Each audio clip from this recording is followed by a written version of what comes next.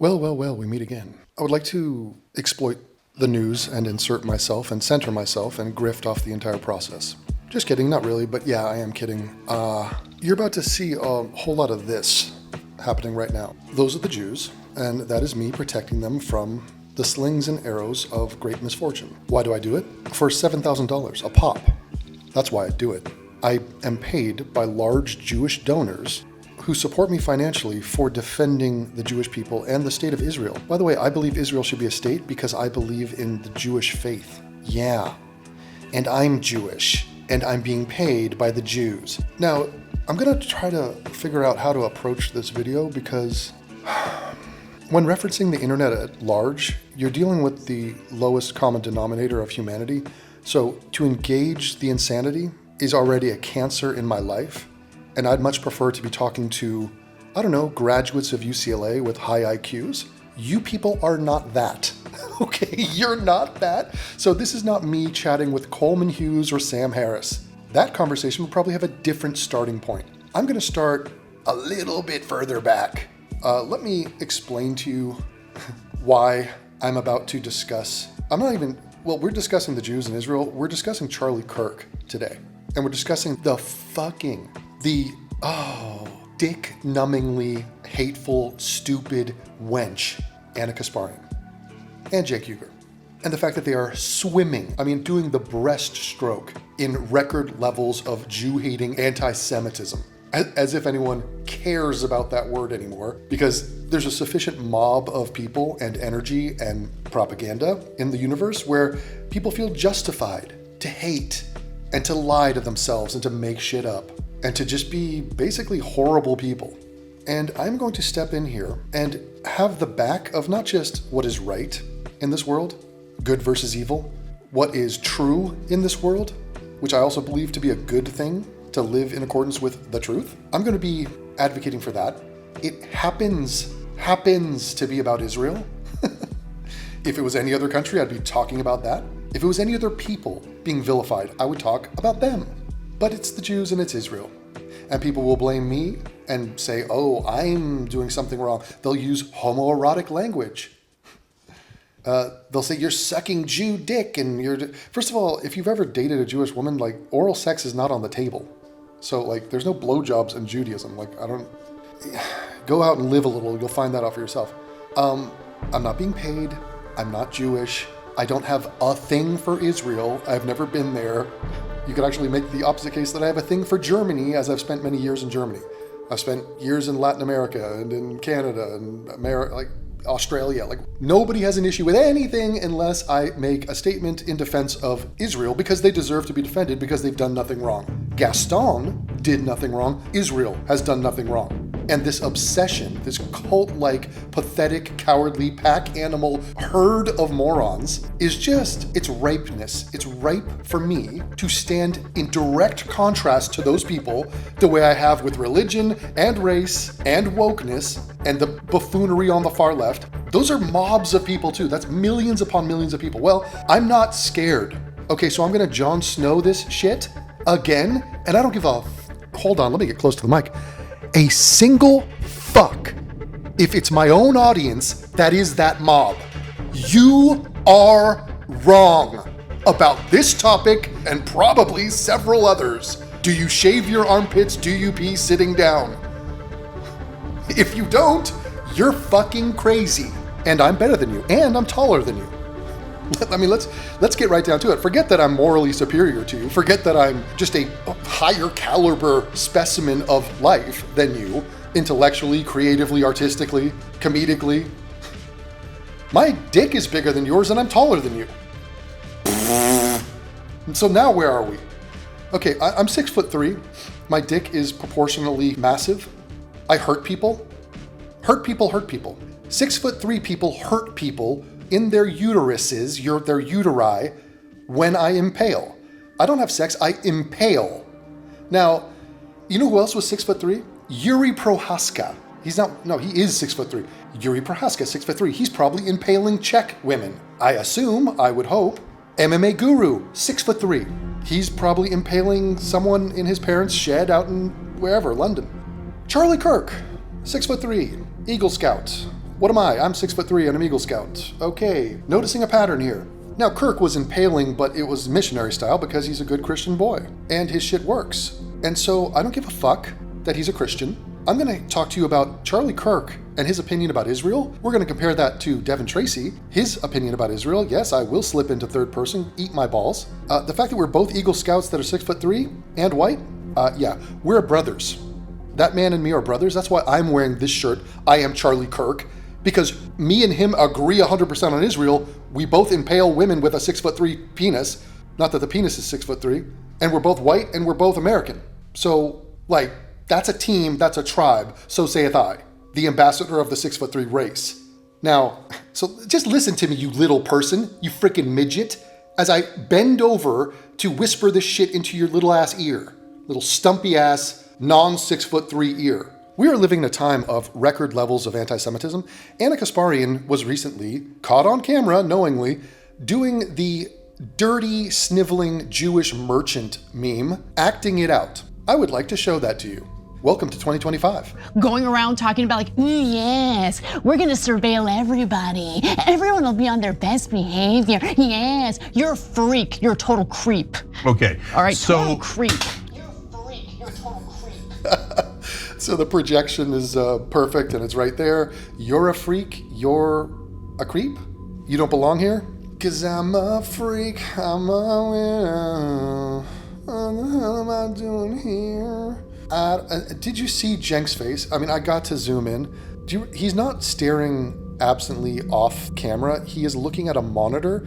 So these vain ass people go on front of a camera and they look at themselves. It is the most self-masturbatory thing ever. Probably the reason I installed mirrors on my ceiling, but like, so I'm not really one to talk, but like, Cenk is looking at him and right now he's looking at Anna. And the face he pulls is, how can I say this? Non-intentional. He did not mean to make this face. This was a natural reaction to watching his co-host, a woman, by the way, whose nose, this is her nose. Okay, so of all the people on earth to do a Jewish trope meme, it's this woman who, okay. She is about to mock the Jews in a vile, disgusting fashion. And all you edgelords are just like, just understand, like, FYI. I mean, if me, Coleman Hughes, and Sam Harris are in a room together, we're laughing at you. You're losers. So, like, I get it. You don't really have much to hang your hat on in your life. You're not really accomplishing a lot. You're kind of an average or sub-average person, and you kind of know that. And, you know, it's sad. Honestly, it's kind of sad. And so you kind of rage out and you vent that a little bit here and there. And one of your favorite topics is like, fuck Jews, and like that somehow gives you a sense that you're better than somebody somehow. None of it makes sense. And just so you know, we laugh at you and we think you're a complete pathetic do-nothing bitch and a complete fucking moron. And so at the end of the day, and I hate saying that, I hate when athletes say that, but I'm saying it, at the end of the day, your life amounts to nothing. We know this, by the way, and I know you do too. If you were to blink off the face of the earth, no one would care. You'd be forgotten about in like a news cycle, if that, even by the people who know you. You're worthless. You're completely worthless. And your stupid hate is like one of the most pathetic forms of flame out misery I've ever witnessed from another human. You're like a potato bug, a pill bug on its back, waving its little legs around going, notice me, my life hasn't worked out as planned. I am sub-average. It's just, you're completely devoid of value. You're disgusting. You are a disgusting, stupid man. Just know that. I'm telling you that. Okay, it's uncomfortable for you to digest. You know it's true. Girl, you know it's true. Ooh, ooh, ooh. You're a bigoted anti-Semite. So Cenk flares his nostrils as he looks at Anna attempting to demonize Jews, and this image of her will live on in infamy forever. She will never live this down. She is an anti-Semite. She will not receive $7,000. By the way, the truth of that joke and meme that, oh, if you support Israel, you get $7,000, it's all a lie. So it's a more limp-dicked bullshit from non-6'3" people. That is true in the inverse. So when Anna shits on Jews and says fuck Israel and does the Jewish merchant meme, she does get paid. She gets millions of views and she gets rewarded for this financially. So I want you to factor that in. I also want you to factor in, go look at the comments of this video. Every single one of them will be negative. Every single one If you're uncensored, go to BitChute. Go to BitChute and watch this. Rumble, Twitter. I will be vilified as if I am the final person that they have to audience capture to make me start hating on Jews. Because come on, Devin, we're all doing it. No, fuck all of you. No, fuck all of you. You're all wrong. That's what I'm saying. And that's what strength is from an Eagle Scout who's 6'3", who would impale your mother. I would impale her. And then I'd take her out to Red Lobster. And we'd have a lovely discussion about her fascination with astrology. So Cenk is like, who are we? Are we the baddies? Anna, what the fuck are you doing? Going around talking about like, yes, we're gonna surveil everybody. Everyone will be on their best behavior. Yes, you're a freak. You're a total creep. Okay. All right, total creep. So I want to show you some memes that I've created. It's gonna be a long ass video, so you might as well just sit tight. Someone lock the doors. We ain't going anywhere. She is being turned into art, sort of stylized and chosen. And the guy says, I think I love her. She wrote a tweet about it, has over 1 million views. She said, I've been urged. I'm being. Okay. I'm Mr. Bean. Okay. I'm being urged to offer a response to the backlash over my mockery of billionaire, as if that's relevant, Larry Ellison, who recently bragged about his role in building a dystopian surveillance state where we're all monitored and on our best behavior. My portrayal of him as a villain was accurate. I offer no apology. 1.4 million views and just heaps of praise and, oh my God, she's amazing. I don't even care what this guy said, has nothing to do with anything. My point to her is, and the dumb bitch is such a coward. She won't even acknowledge her obvious impression of a Jewish trope and pretend it's her villain impression. Disgusting coward. Anna, you're a joke. 100% true. She's rubbing her hands together like a fly. It's the exact vibe and image of the Jewish merchant. The man in question is a Jew. So it's crazy dishonesty. And she's, these people always run to their safe territory of like, billionaires are bad. Let me mention he's a billionaire. And like, surveillance state, shut up. Camera, dude, there are cameras everywhere. What are you talking about? Shut up, idiot. You're fucking... What a stupid point. So I created this meme. Anna went from recently saying the Jews did 9/11, which I'm going to be doing a video on, still sort of in state of disbelief that she is pushing that. And Anna Kasparian is like, whoa, wait a minute. Look at this over here. Let me do a little Jewish merchant. Yeah. Oh, yeah. And then I'll deny I did it because, plausible deniability, right? I say, keep it up, Anna. Doing Cal State Northridge proud. It's utterly disgraceful shit. Maybe she should have a child or something to distract her, because she kind of is spiraling. Grant and Billy Bong have given me public praise over my use of the word condemnation. Trying to get it started, trying to spread condemnation. It is an abbreviation. I'm not sure where this lingo started. Maybe California, maybe in the bowels of hell. It is something that I would like to take off so that I can merchandise it and put a copyright on it. All it is very simple. It's just if you want to condemn someone and you've offered condemnation, we don't have time for 4-syllable, condemnation. What? I felt myself getting older as I said that. So it's not condemnation, it's condemnation. Okay? And if it's good enough for Grant and Billy Bong, it's good enough for me. Those are two metalheads. And both men have engaged in pot. And one of them actually raped and murdered several women in Afghanistan.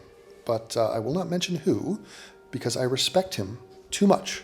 Then I have another joke I attempted to create, and I hope it works well on you. I said, release the hostages, in reference to Kaya and Hassan Piker, claiming that his dog is a hostage, but that hostage has paws, hence the wordplay, tapping into my British heritage, and my father would be proud. I'm saying release the hostages. So that's a little morsel of humor for you. We will now move on to my shilling for Jews, apparently. This is clearly remarkable. He sees a pattern of black and browns hating whites, but sees no pattern of Jews hating whites. When they flood white countries with blacks and browns, debank pro-white organizations and encourage the murder of whites on Jewish-produced propaganda. Oh God, this is gonna be a long video. I do call out Jews who are anti-white. I've done it many, many times, including my criticism of the ADL, of the people in the Innocence Fraud movement, of the Innocence Project. There are many people, many far leftists, I call them out. I recognize that that is a pattern. The Jews are not flooding white countries. How are you putting that on the Jews? First of all, it's the blacks and browns who are coming in. Second of all, there are countless white people and lefties involved in that sort of suicidal policy. And that's true in Ireland, in Sweden, in Scotland, in Germany, in America, in Australia, like it's Canada. I mean, how is this a Jewish thing? It's incredibly narrow-minded for you. I mean, yes, there will be Jews as a part of those movements, but it's crazy. And debank pro-white organizations, a little bit iffy. Which ones are you talking about there? I mean, some people get debanked for actual reasons. I mean, what is that, the KKK or the neo-Nazis? So it's great. And so it's exhausting. I have Jew-hating fatigue. Didn't know that could be a thing. I'm over dumb, hateful bitches. I'm over it. But I'm not. This is a meme I created. Can't believe that prick shocked his dog, talking about Hassan Piker electrocuting his dog. And Natalie Portman comes in, she's Jewish, Israeli. It's like you care more about that dog than you do about all the people of Palestine. To which Anakin Skywalker says nothing. To which Natalie Portman, Queen Amidala, says, wanna fuck. Anna Kasparian has changed her profile picture to the Jewish merchant. That's crazy. Steve Shives. What are the Jews up to? We're about to find out. I say, a guy sends me a post, he goes, "You are so lame now, it's unreal. I used to watch you. You and Hassan will soon occupy the same lanes of desperation." Says a guy with 89 followers, his name is Zanny, cowardly anonymous schmuck. He says, "This country died in 1913 when we handed control of our money to the Jews. It's been a slow death ever since." So this guy, holding a grudge from 1913, just spreading anti-Jewish bullshit, and obviously a pointless life. Obviously not an Eagle Scout. Obviously not 6'3". Nowhere near impaling anyone. And I say, this is the internet. Anyone have a time machine so I can go back to the 90s? I have been feeling as though these pastors are just not as honest as they should be. So many people were racing to establish that his... It's such a weird choice that they have her looking off camera. Like the glare of this fucking stupid, brain-dead idiot is too much to even, like, those vacuous eyes, that soulless sort of low IQ look that she has, resting low IQ face, is too much to take head on. So they're like, no, let's have you looking off camera like you're being interviewed by ABC News or something. And we have a crucifix in the background, and she's married, and she's like the Stepford wife of interracial marriages, and she's just one of the most cancerously retarded people on the planet. The Young Turks are now promoting her because she hates Jews and hates Israel. Like they're promoting Tucker Carlson for the same reasons. It's just absolutely mind-blowing. And what we're doing right now, the reason she's talking, is she's trying to suggest that Israel and the Jews killed Charlie Kirk. That is what is being explained right here. She has released some texts that prove and establish nothing and are completely irrelevant to everything on Earth.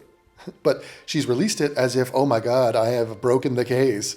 Israel has killed Charlie Kirk. I mean, this is such a laughable blood libel and disgracefully dishonest proposition. But let's get into it and let's watch and revel in the Young Turks having zero class or integrity or intelligence as they promote the narrative, just asking questions. Not going to say it because I know it's kind of dumb, but like I am saying it.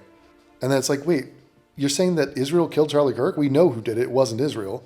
Why would you suggest that? Why are we even talking about this? You Jew-hating idiot. And it's like, no, I didn't say Israel did it. I'm just, asking questions and implying that they did. No, but they wouldn't even say that. I would have to say, you're implying that Israel killed Charlie Kirk. Heavily and obviously, transparently, that is the implication. No, but I didn't say it. Yes, you're implying it. But what do you mean implying? I mean, I didn't say it, so you can't say I said it. Yes, are you aware of the word implying? Do you know what that means? Hey, I'm thinking of a number. It's between 2 and 4. And it's not 2 and it's not 4. Is the number 3? I didn't say it was 3. I didn't say it was 3. No, I know, but you said things that would imply that the number is 3. But I didn't say it was 3. Okay, this is called gaslighting. This is called low IQ people being non-6'3" in my presence. If you're non-6'3" in my presence, get on your hands and knees, beg for my forgiveness that I have to look at your stupid non-6'3" ass for 1 split second more. You don't deserve to be in my presence. You don't deserve to be listening to the sound of my voice right now. You didn't earn it. I didn't choose this. You approached me because I'm a fucking supernova of brilliance, and you have no choice. You are a moth to the flame of my awesomeness.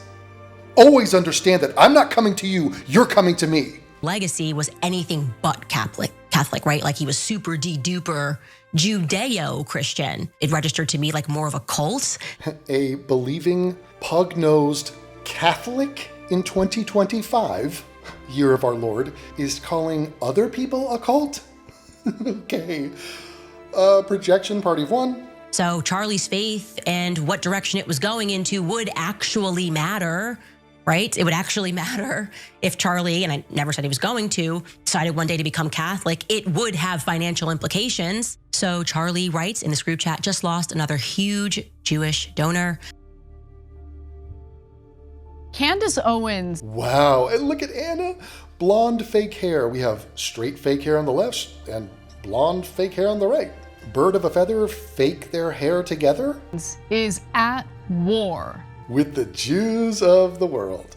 And Anna's here for it. with the very people that she believes are misrepresenting her late friend Charlie Kirk.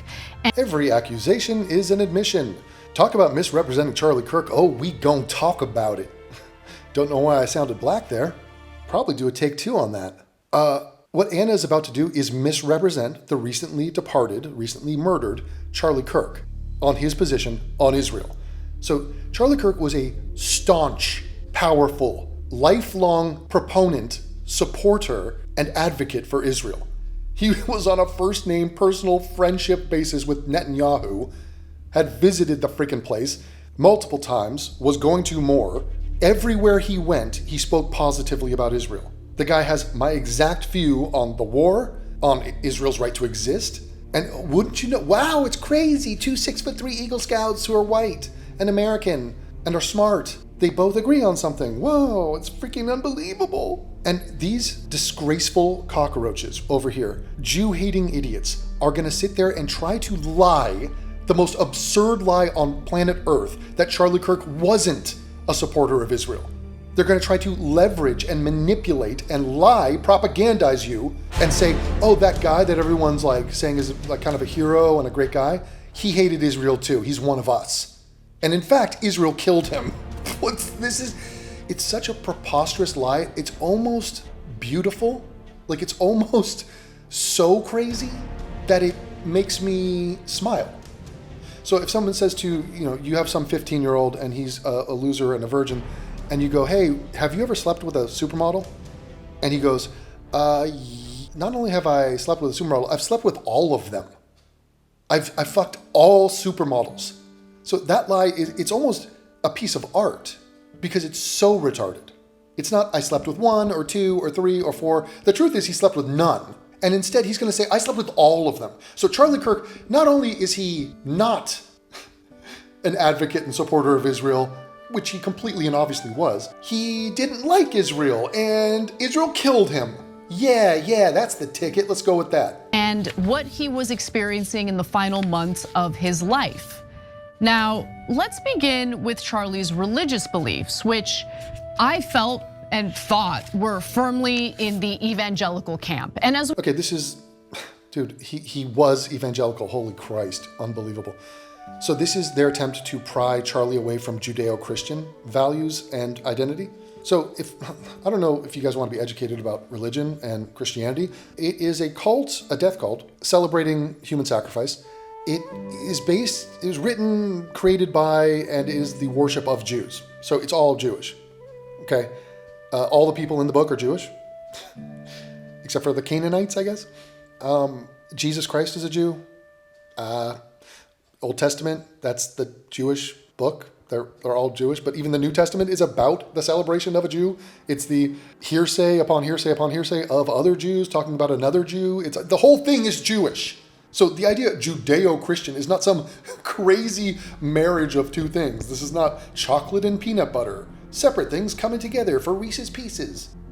It's the same goddamn thing. Okay, obviously the Christians went and took a different angle later, and there are differences now, but like they're coming from the same, okay, for fucking sake, fuck.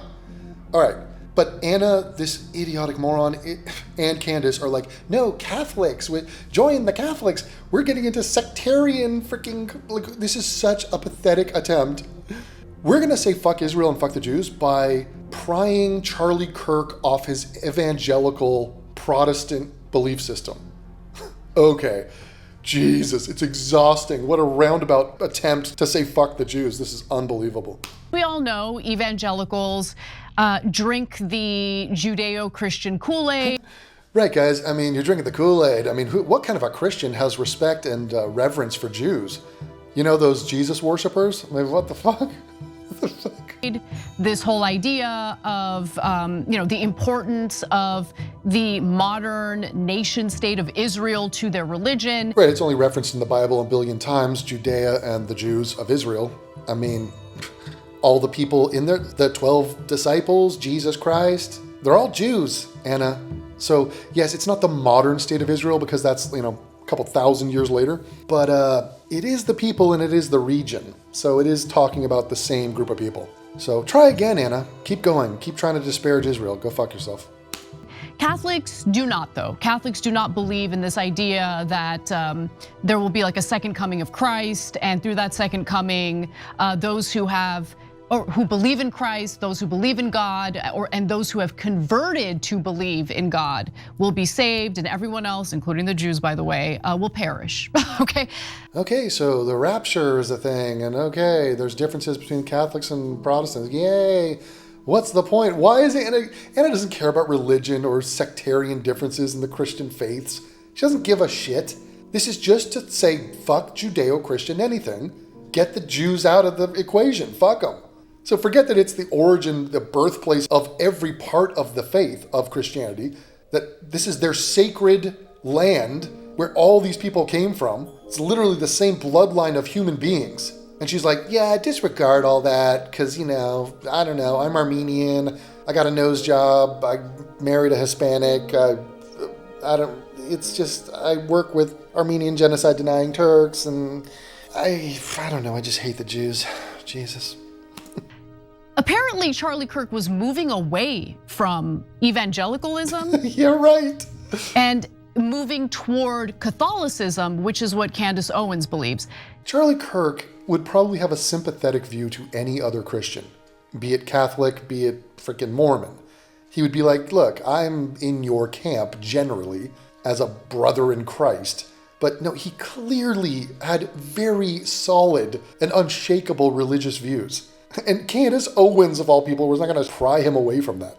It's absolutely crazy. She had made that claim before. Now, he didn't convert. She's clear about that. Oh, just asking questions, guys, let's find out. But he was kind of headed in that direction, and she'd made that claim before. I thought it was a little sus because you need to see some evidence of that. Oh my God, Charlie Kirk was just on the verge of turning his back on Israel and the Jews and just becoming a Catholic. There was nothing that he said outright or did publicly that made me think that there was anything to bolster the claim. But now she has the receipts. Take a look.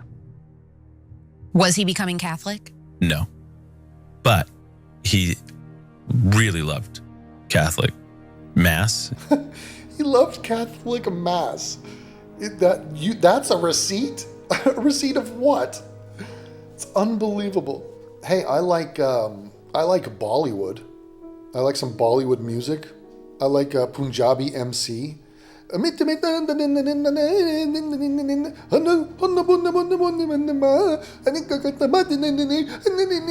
that. Love me some of that. So I'm kind of almost Indian. Like I'm kind of converting to Indian. He loved the ritual of it. He loved the beauty of old Catholic churches and the stained glass. He architecturally admired the Catholic faith. Dude was on the verge, man. Wow, fucking Jews. And him and Erica would go sometimes. Yeah, well, Erica's a cradle Catholic. You can go check the videos out, him debating with Michael Knowles, in good fun. I mean, they were dear friends, but they loved kind of debating the whole Protestant versus Catholic thing. Yeah, debating as in he's taking the side of the Protestant side. So him having a jovial, friendly conversation with a fellow Christian from a different sect, that is not him on the verge of converting to Catholicism. God damn. What a roundabout, idiotic pursuit we are in here. But go ahead. So many people were racing to establish that his legacy was anything but Catholic, right? Like he was super de-duper Judeo-Christian. Ooh, she leaned in on Judeo. Well, he was writing a book about the frickin' Torah, or he practiced the Sabbath. Fuck it. Charlie, say it in your own words. I'm actually writing my next book on the Sabbath. It's called Stop in the Name of God, because Shabbat means stop or ceasing. So I'm not here to sell you a book. It's not even for sale yet. It's just something to think about. And it's honestly how the Sabbath saved my life and helped preserve my family and helped preserve my career. I grew up in a church environment that at the very best would de-emphasize the Shabbat. At the very worst, say that the Sabbath doesn't really matter. The Sabbath is in your heart. You don't need to observe it. Yeah.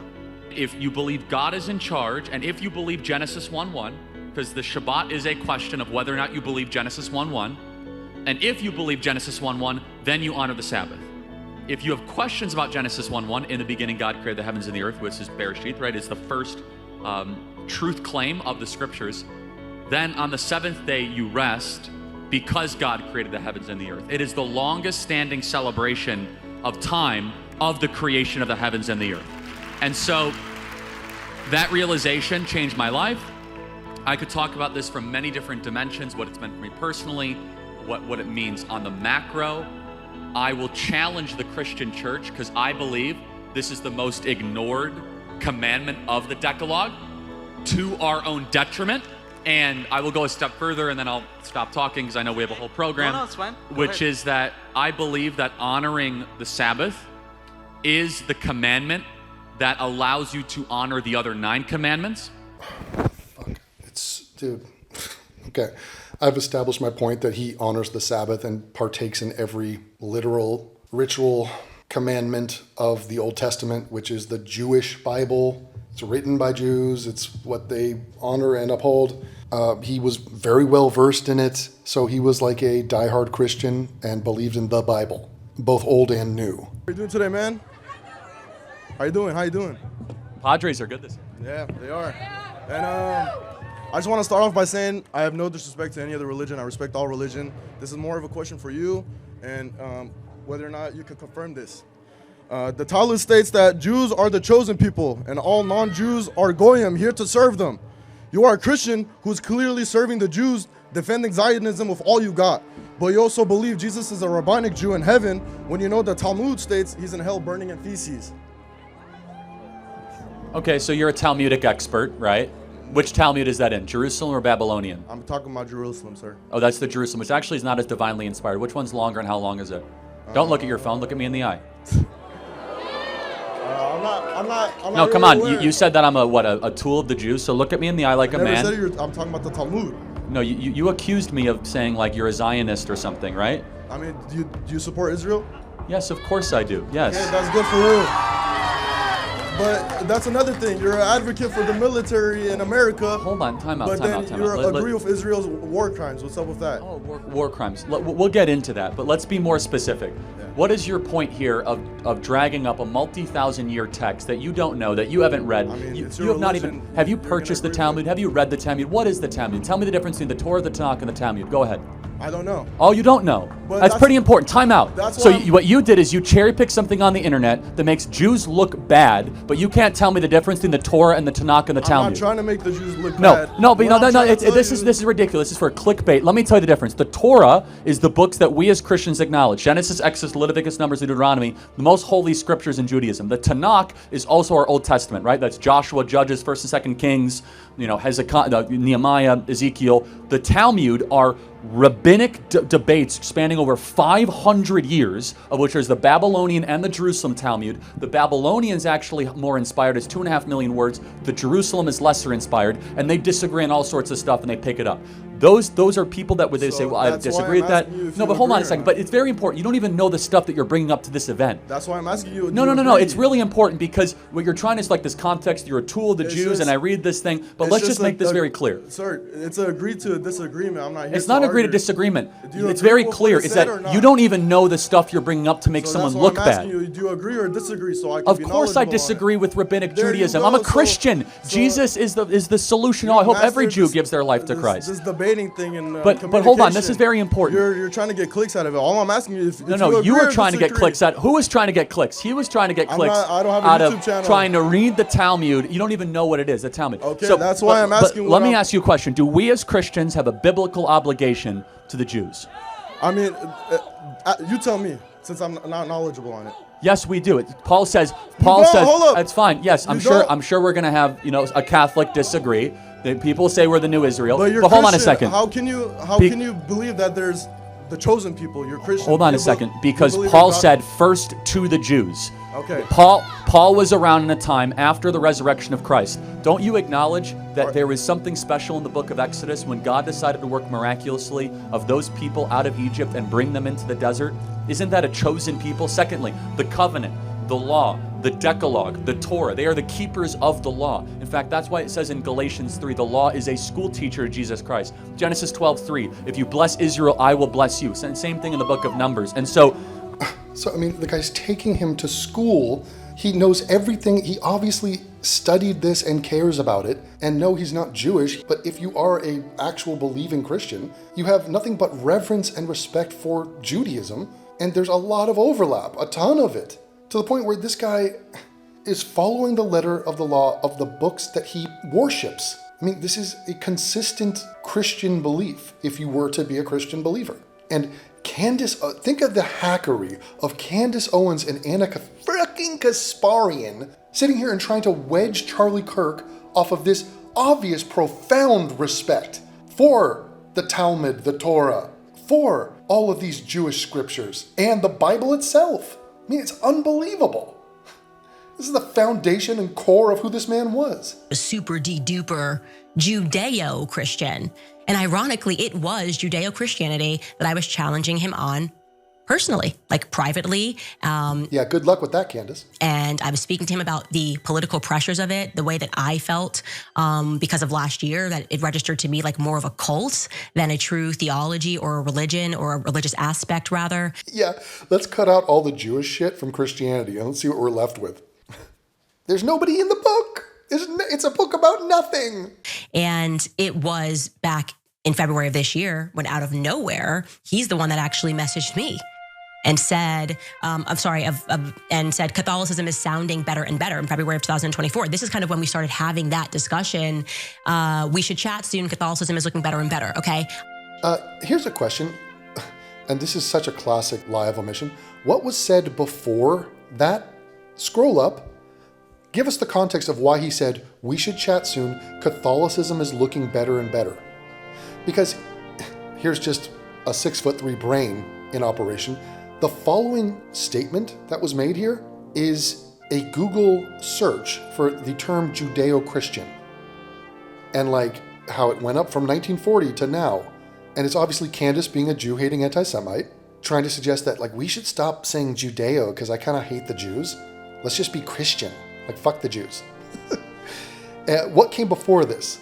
Was it a Google trend search for Catholicism? Did you post a similar chart that said, here are the searches for Catholic something? And then was his reaction, Catholicism is looking better and better?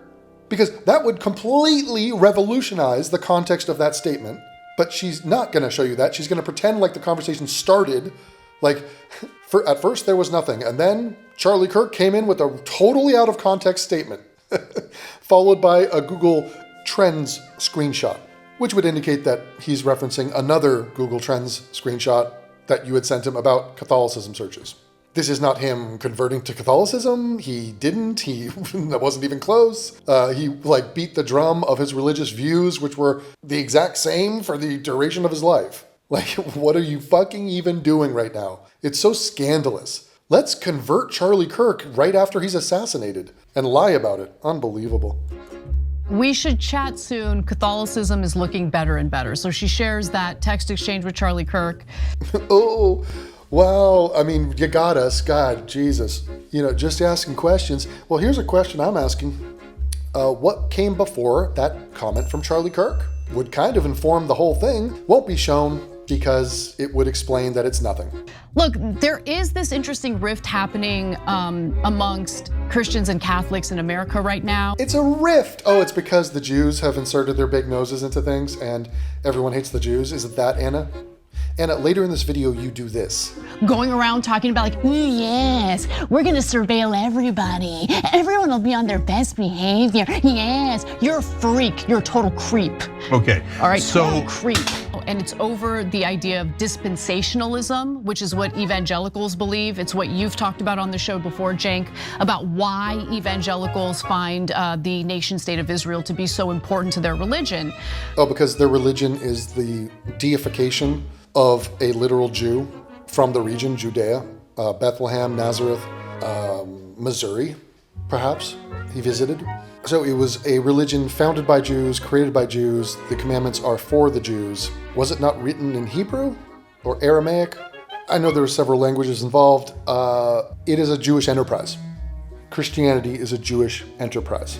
So good luck removing Judaism and Jews from Christianity, you painfully stupid hack. But just based on what Candace Owens has been saying and some of the evidence that she showed in that text exchange, it does seem like Charlie Kirk was at least questioning some of his religious beliefs. No. In what? No, what the fucking hell are you saying?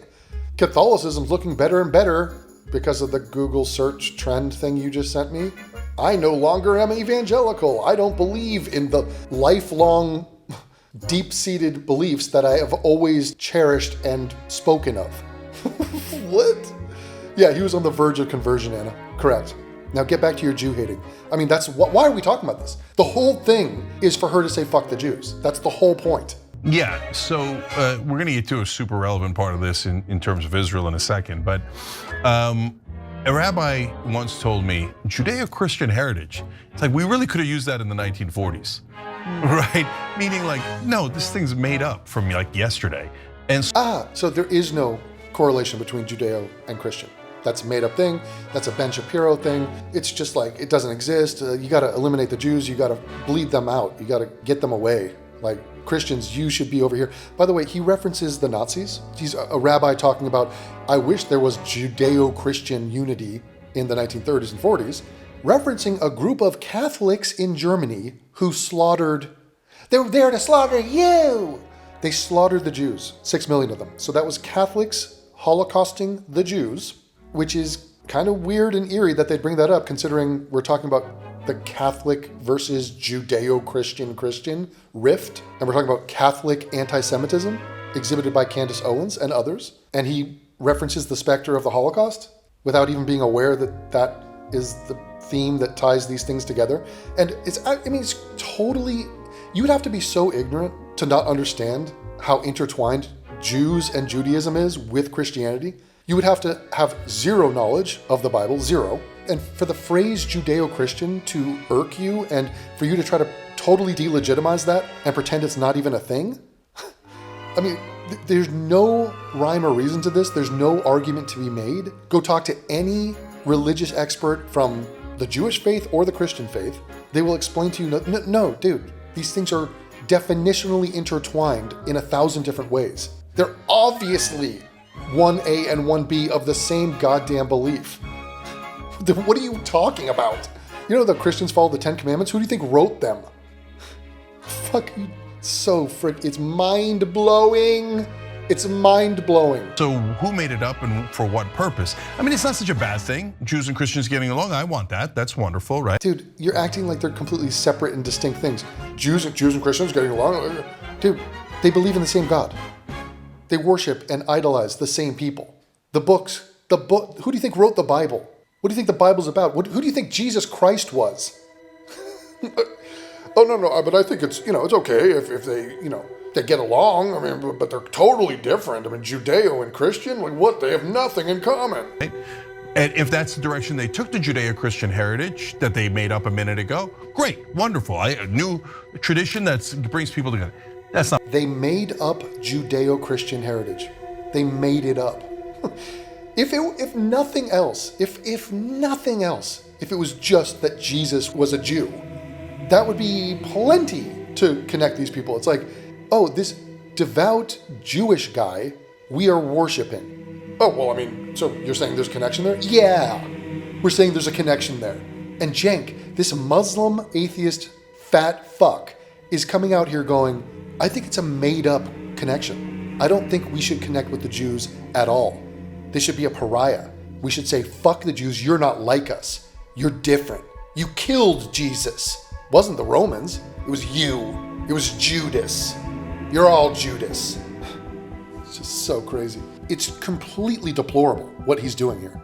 That's not what they're using it for. They're using it for only one thing. Hence, you must bow your head to Israel. Yeah, the homeland of the Jews, the same region and the same people that are revered in the book, the Bible, or the books of the Bible. Yeah, that would apply to modern day Jews and the modern day nation state of Israel, correct? And that's why Christians the world over have massive respect and support for Israel, and they should. And now I am hearing from a lot of preachers and pastors, literally, okay, saying, I think we got hoodwinked. Look at this. The coalition of the willingly anti-Semitic are coming together to say fuck the Jews and fuck Israel. Keep it up, Cenk. You're really, I mean, you did lose the war again. You supported Hamas, you spoke on behalf of Hamas, you were completely batshit and unhinged for 2 years, but you lost. Got the hostages back, won the war, devastating fashion. You idiotic losers called it a genocide because you lost so bad. And instead of blaming Hamas for starting the war or perpetuating the war and not turning over the hostages sooner, and thus causing all this death and destruction, you blamed the Jews. Well, oh, so predictable. Who could have seen that coming? Right, like what is this? And then they starting to look and they're going, wait a minute, these books came out when, right? And who wrote these books and for what? They're not in the Bible. None of this stuff is in the Bible, right? What? The Jews wrote the Bible. The Jews wrote it about other Jews. And the Christians are a group of people who celebrate Jews. Yep. So there's a great awakening happening at this time. So look at him try to he's smiling. He's happy about the idea that we can lie about history, lie about religious history, that it's so facile. It's just like the most non-6'3" take on understanding the origins of Christianity and the obvious intertwining nature of the Jewish faith and the Christian faith. I mean, these people are really swinging for the fences, trying to unravel that and detach Judaism from Christianity. Oh my God. Wow. The hatred, it's such a cancer, isn't it? How wonderful is it to see how disgusting your fellow man can be, or fellow buffalo. And so meanwhile, everyone in power is like, shut up, stop reading the Bible, go back to the books, okay, the books we gave you. The correct position is you must love the nation state of Israel. Where is Benjamin Netanyahu in the Bible? Is he in Leviticus? Is he in Luke? What a stupid thing to say. You got him, Cenk, you really got him. Where is the reference to the Palestinians in the Bible? Or to Muslims or to Arabs? Oh, right, they didn't exist. Oh, right, you guys came in 7 centuries later and then got your ass kicked eventually by the West and, seen some nice breasts in the West. But yeah, correct, Netanyahu wasn't mentioned, but the Jews were several thousand times, and Judea, and that is the same region. I think Israel was mentioned actually. So trying to shit on the Jews by referencing the Old Testament. From a Muslim atheist. Wow, Cenk, it's not working on me. Keep trying. Where's Ben Gvir? Where's the Knesset? No, that's just, guys. Those things didn't exist yet, Cenk, because you're talking about human beings from thousands of years later, but they are Jewish and they belong to the same tribe of people that are referenced in the Bible, which was written by that group of people, about that group of people, and uplifting them and celebrating them and with them in mind. So that's where those people are. They are the descendants, the direct descendants of those people. By the way, Cenk, you're a direct descendant of incest. self-admittedly. Your grandparents are family members. So, just a fun fact for you guys. You could look it up for yourself. I am not making that up. I don't want to get into the history of where the Israelis came from. I'm not a religious person, so I don't really care. But what I do care about is people waking up to, oh, maybe this was not what we thought it was. Not people who were like trying to get you to love Jesus more and do good things in the world and love the Prince of Peace. Instead, it might be the Prince of War who they're asking you to back because you think the Prince of Peace wanted a genocide? First of all, God and genocide, he committed several genocides in the Bible and in human history, if you believe that shit. He was all about it. The Jews and the Canaanites is one example. A religious scholar would point to several others.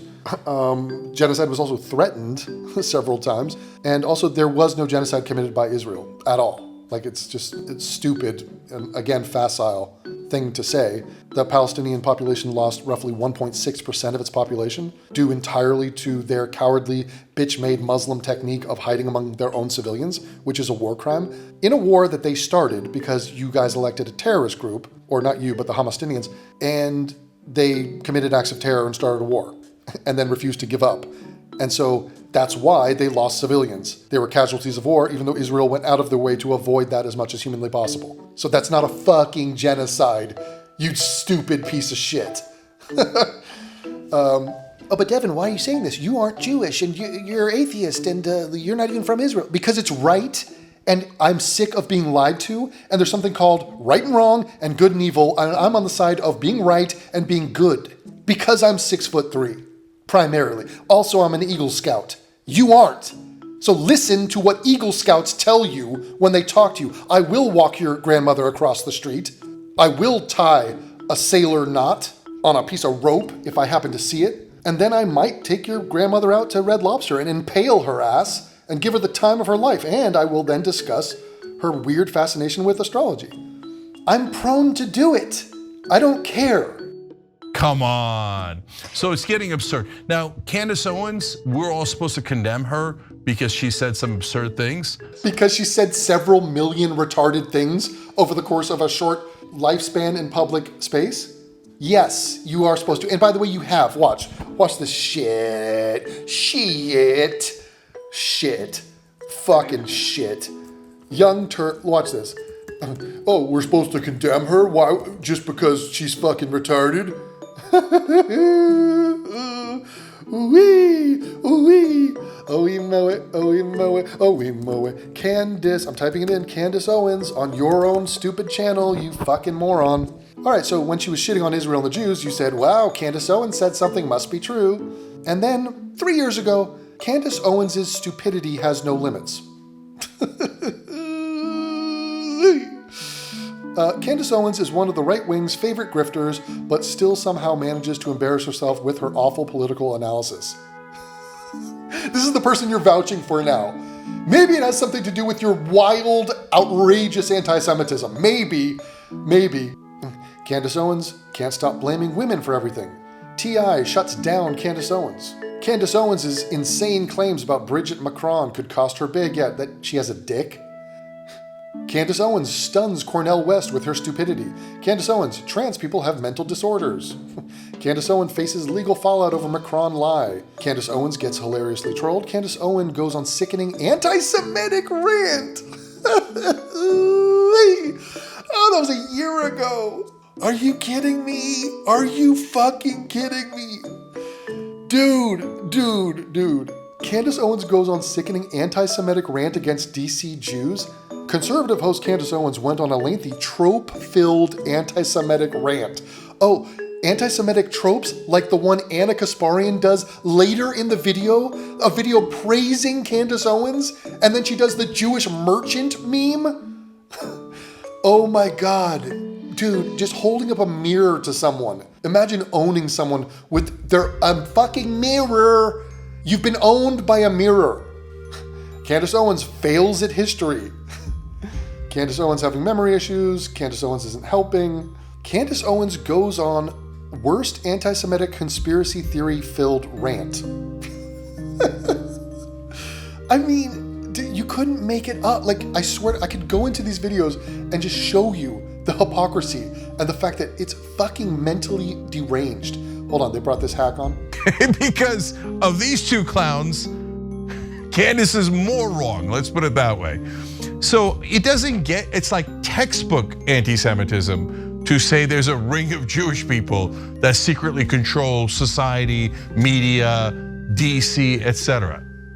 I don't know a trope that is more anti-Semitic than that one. Yes, we're gonna surveil everybody. Everyone will be on their best behavior. Yes, you're a freak. So totally, utterly indefensible. Guys, there's a giant difference between saying the government of a country is doing something wrong, like the government of Israel. Can they be criticized? Of course, right? Can lobbyists for Israel, AIPAC, Democratic Majority for Israel, etc., or lobbyists for Saudi Arabia or any other country be criticized? Of course, right? Can specific Jewish people, Turkish people, black people, etc., do things that are wrong? Of course. But when you say there's a cabal of Jews secretly running things, that is exactly what's gotten Jewish people killed throughout history, and it's maniacally wrong. It's ridiculously wrong. That's not how the world works at all. It does actually, and that's why you pulled this face when your co-host Anna is about to say a name. I'm not allowed to call her that anymore. It has to do with a hook. I can't say it. It's a trope. So how crazy is their hatred of Jews in Israel? How crazy is it? But let's get back to them now glazing Candace Owens, and let's watch. Exactly how ignorant people think. So I can go on and on about how wrong Candace Owens is here, but she's mainly wrong for putting me on the same side as Shmuley. We're gonna get to that in a second, and we'll see whether we condemn her or not, okay? Yes, okay, so let's get to... Right, you've only condemned her 100 times in a row for 100 different reasons, but now that she's saying fuck the Jews and fuck Israel, I don't know, I think she's kind of a truth teller, to be honest. Let's get to the biggest revelation from what she shared on her program yesterday, which was, well, how Charlie Kirk was actually feeling about the pressure he was receiving from pro-Israel Zionist donors to Turning Point USA. Such pressure. Well, he did love Israel and Zionism.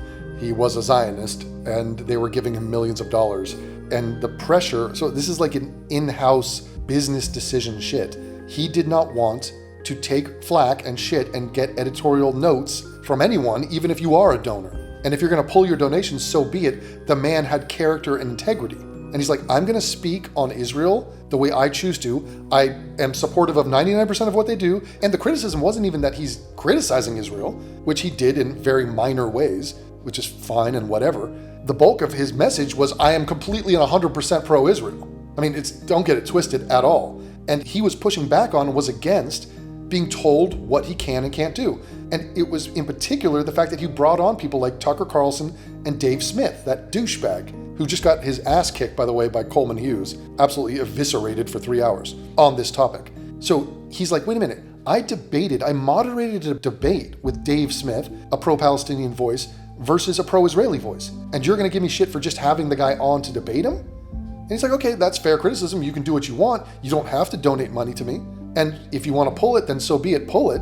But Charlie's not gonna change. He's not gonna take marching orders, even from a guy giving him millions of dollars. Why? Because he's 6'3", and when you are 6'3", shit, it just feels different. You have a different perspective on things. I literally look down on you.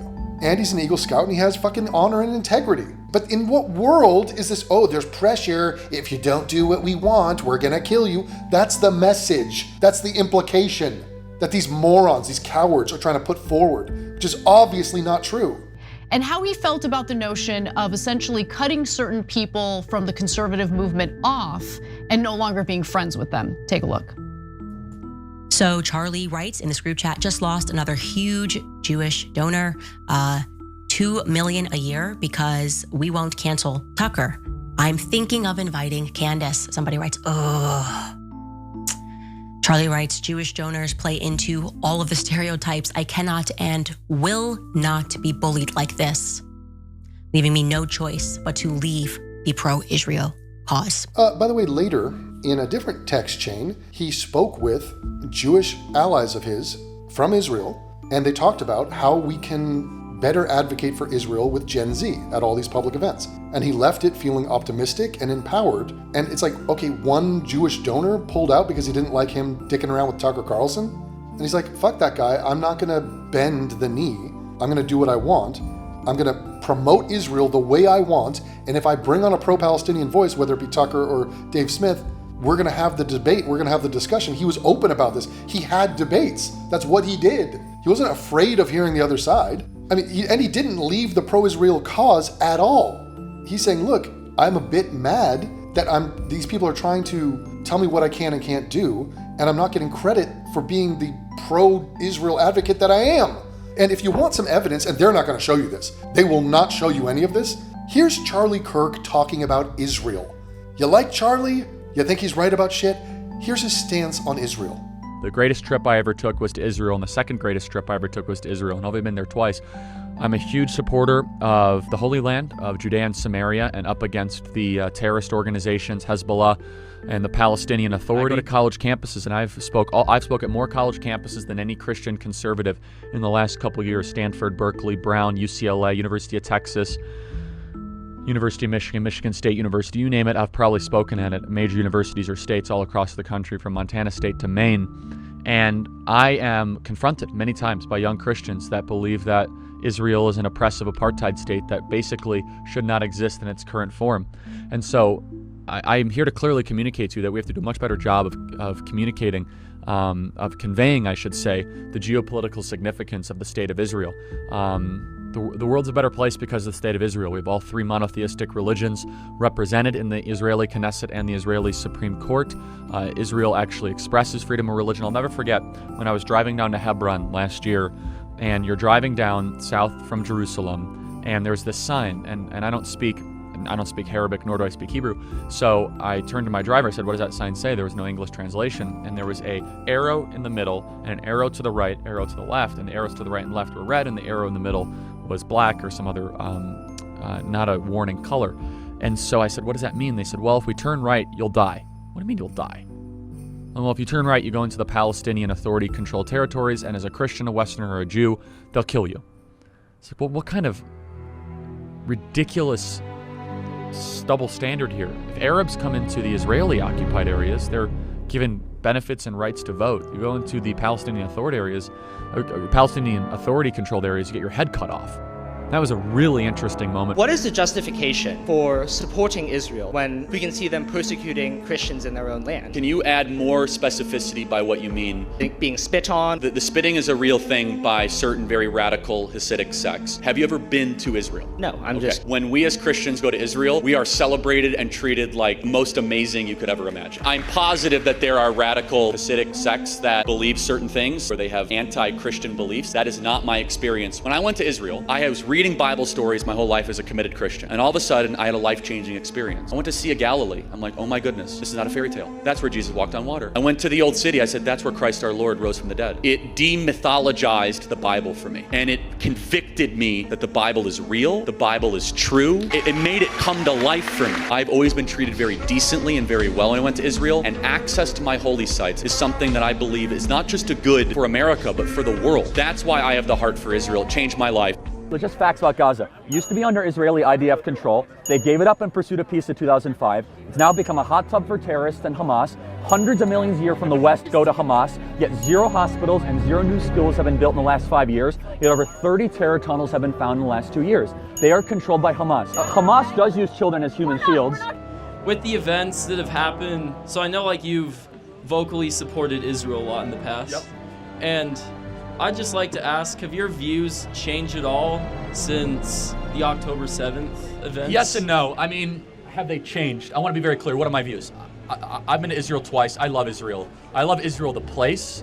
I love Israel. I love Israel as it protects access to biblical archaeology. I'm not an unapologetic defender of the government of Israel, and I want to make sure that's clear. but I am a defender of the nation state of Israel to exist as a homeland for the Jewish people. But anytime Israel does something I don't like, I say something about it, and I get attacked from every side. I get called a Jewish shill by some people, and then I get attacked as anti-Semitic. For example, I was one of the leading voices that said it was very suspicious, the intel failure that led to October 7th. I was one of the few people that was willing to say that, and I stand by that. Oh yeah, that's great to hear. But I am very pro-Israel as far as the promise of the Jewish people, 7 million individuals out of 14, having a home. I believe that is an idea that needs to be defended, a Jewish state in the Middle East. I do. Try visiting Gaza as like an openly gay person. Like they'll give you a flying lesson off the top of a building. It's not a joke, by the way. Go take a waltz in like a random Muslim Arab country with your gay pride flag. Won't work very well for you at all. Let me ask you, in the conflict of Israel versus Hamas, who's the good guy? I believe both Hamas and the Israeli government are evil, but I think also that there is no justification. Are they equally? There is no justification for the murder and mutilation of thousands of innocent people and children. Let's futile. Let's zero in on it. There is no justification, Mr. Kirk, for invading hospitals, for bombing innocent populations and dragging out a war which is damaging Israel and the West security. You've made that point, but it's not a point, it's a moral truth, isn't it? Okay, yeah. It was also a moral truth that the war started because 1,300 Jews were killed and 200 were taken hostage. And when you declare war on Israel, expect a firestorm in reaction. Let me finish, I let you talk. Israel, at its holiest day of the calendar year besides Yom Kippur and Rosh Hashanah, Samat Torah, the 50-year anniversary of the Six-Day War. On Shabbat, Hamas invaded Israel, deciding to go recklessly to music concerts, to homes, to kibbutzes, and taking 200 plus hostages. They knew what they were doing. In one of the most cloistered urban environments on the planet, 2 million people live in a place where it's impossible to wage war.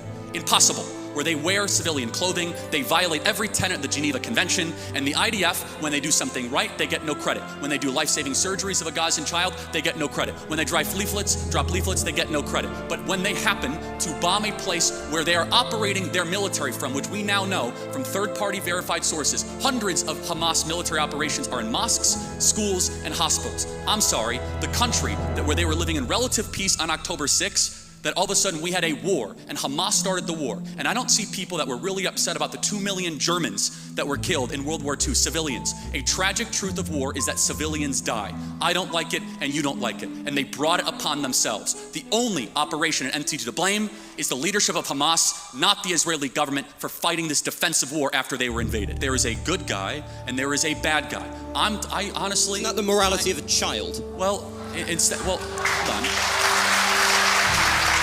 It's interesting you say that, because a child who knows that Israel is the good guy, Hamas is bad, has a lot more wisdom than a student like yourself at Cambridge University. Determination of the Israeli capital should be something that should be settled in a Israeli-Palestinian bilateral negotiation for the creation of a Palestinian state, which is something that the Palestinian people should be able to have. They should be able to have freedom. They should. So they do have freedom. What freedoms do the Palestinian people not have right now? Well, I mean, currently. Name one freedom.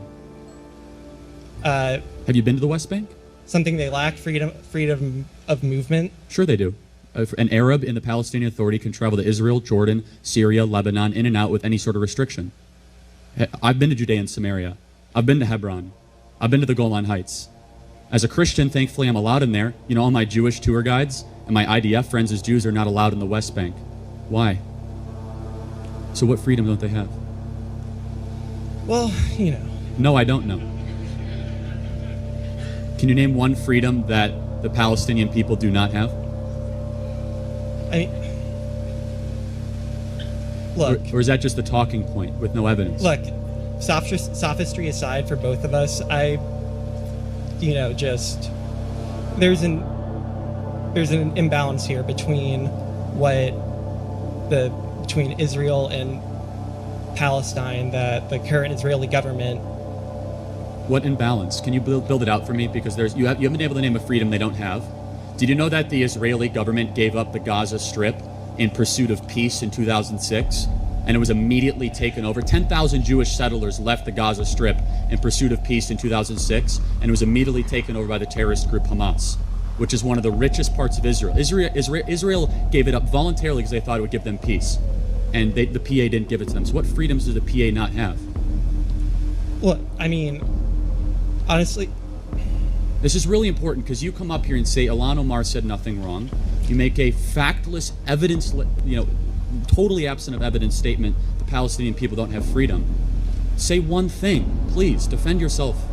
So, look, I came out here not completely prepared. Well, it's because it doesn't exist. So here's the thing. The talking point is factless. The Palestinian Authority exists as a governance structure over now what is truly Judea and Samaria, which has always been Israel. Do you know where the word Palestine comes from? You probably don't. Arabia Palestiniana, No, which was the Roman Philistine. province. It was Philistine, which is which is a Roman term, which only goes back about 1,400 years. Israel has always been the home of the Jews, dating back for 3,500 plus years. Israel is mentioned over 635 times in the Torah. Jerusalem has zero religious significance in the Quran at all to the Arab Muslim people, yet it's mentioned 637 times. Yet under Israeli control, the Arabs and the Muslims still get total and complete access to their holy sites. Yet where the Arabs control areas, the Jews are not allowed to visit there whatsoever. Why is that the Palestinian Authority pays the families of terrorists that kills Jews? They have a pay-for-slay policy. Thank God that President Trump just finally defunded it. I encourage you one thing. Don't believe the facts and the narrative that are just coming from the media, because you're just wrong here, and you obviously can't defend your position. Go and visit the West Bank yourself. You'll see the facts up and close. Wow, sounds like he's on the verge of leaving the pro-Israeli cause. Or maybe he was just perturbed that a guy is pulling funding over the fact that he invited a guest on to have a debate. Maybe that was him in a private chat, just venting a bit. But I don't know. Was he pro-Israel? I don't know. And somebody writes, a donor writes, please do not invite Candace. That might feel good short term, but it's not good long term. In my opinion, like all groups, you're going to get a wide variety of opinions. That nasty free will thing that God bestowed on us makes life frustrating at times after the dust settles a bit, maybe. So again, this is 48 hours before Charlie Kirk was assassinated. He was very clear and he was very explicit, and he did not back down, not in that Hamptons meeting, which they're all lying about, nor in this text thread. I'm not going to reveal the names of the other 7. Actually, you know what? I disagree with myself 4 seconds ago. Let's just throw in Josh Hammer for funsies. He's on this chat, okay? For those who are unfamiliar, Josh Hammer, I believe, was the guy who Dave Smith debated at Turning Point USA's event earlier this year on the issue, on the topic of Israel, of course. And the reference to the meeting in the Hamptons was the meeting in which basically Charlie Kirk, it's been kind of described as an intervention by Bill Ackman, who's a huge Israel supporter. Apparently, he took issue with the fact that Charlie Kirk had Dave Smith debate Josh Hammer and invited Tucker Carlson to give that speech, in which Tucker Carlson talked about how Jeffrey Epstein very likely was a Mossad asset. Oh my God, he was not a Mossad asset. Oh my shit. Another bullshit smear job conspiracy theory lie. Unbelievable. So Israel not really loving that, and Israel supporters, huge donors to Turning Point USA, not huge fans of that. So that's why they call that intervention, to basically tell Charlie Kirk, like, you better toe the line. And Bill Ackman's version of that story in the Hamptons is I don't believe him at all. Okay, but it's totally different. He says it was kumbaya, they got together, he was barely involved, and they were just trying to help Charlie, etc. So we've given his side now. Okay. That's been my experience with Zionists here in the United States. They're actually very friendly, and they just want to, politely make their case. They don't smear you as an anti-Semite. Never. They don't go after you. An anti-Semite, Anna? The person that says the Jews did 9/11, who does the Jewish merchant meme? That's ridiculous. The one that says you claim to be the chosen people, but you act like demons? I can't imagine forming a case that you're an anti-Semite, not you, Anna Kasparian. Your family members and try to get them fired from their jobs. They don't bully, they don't act like thugs at all. Never. Go ahead, Jane. Okay, so let's note for the record, interesting, there's donors who are giving $2 million a year for pro-Israel positions at a minimum. He had $100 million budget. That is unbelievable. And remember, that's not revenue. That's just people giving you money, okay? And so And you know what? And now that we see the messages from behind the scenes, I gotta say, you gotta give Charlie a little bit of credit for having the courage to say, I mean, I don't know that he knew anything about what was coming, obviously not, right? So I'm not referring to that. Just having the courage to say, no, I don't want your $2 million. That's pretty admirable. Yes, because he had convictions, he was an Eagle Scout. He didn't need the money per se, and he cared more about his personal integrity and his message. And he's going to defend Israel and support Israel the way he's going to. He's not going to shy away from debate or dialogue. And if you're going to try to tell him to not do that, he's going to say, well, then take your money and go away. I will do what I'm going to do. That is not him being against Israel in any way at all.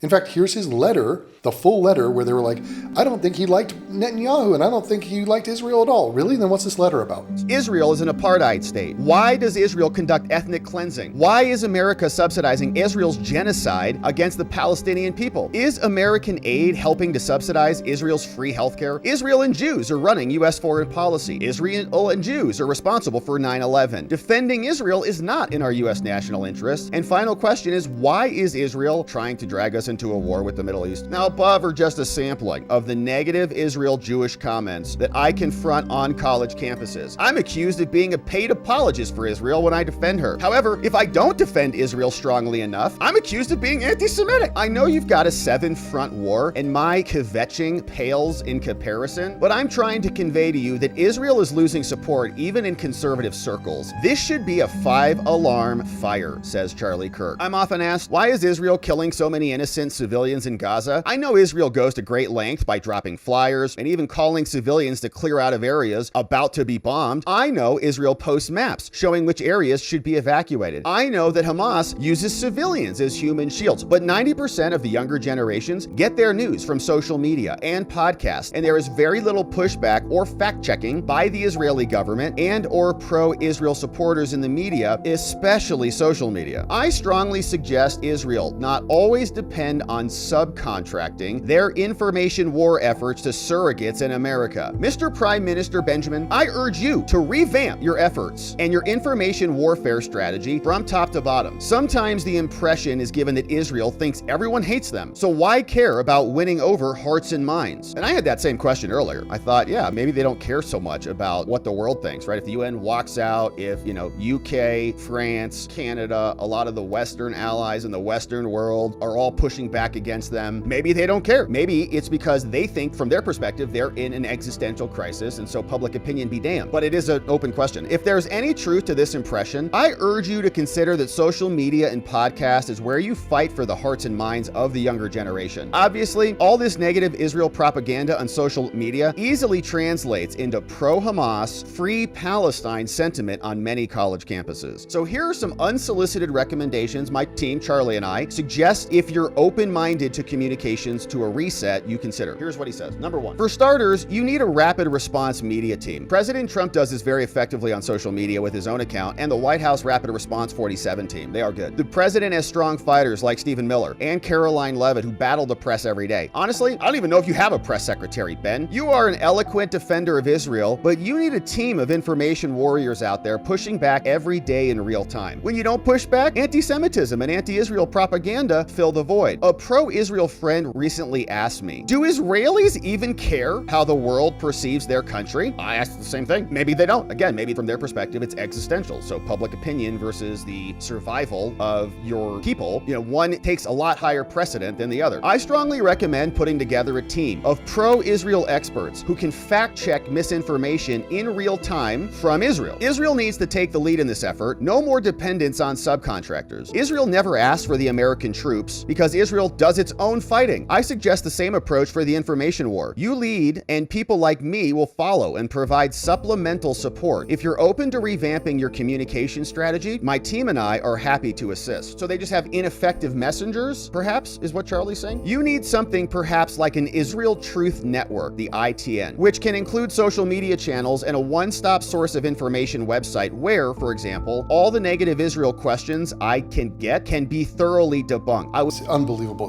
The guy is so completely pro-Israel, and we're gonna smash back to the Young Turks trying to pretend like this guy was not into Israel, against Israel, was killed by Israel. It's just a sad thing to watch. And it's so obviously not true. Okay. On the other hand, he was taking it in the first place and had a very pro-Israel stance for a very, very long time. So it's a mixed bag. Our job is honesty, okay? So now. Hold on, I gotta just do one more video before you share your points, because some of you might be thinking, Anna, are you really gonna trust Candace Owens? They could be totally fabricated, meaning the text exchange.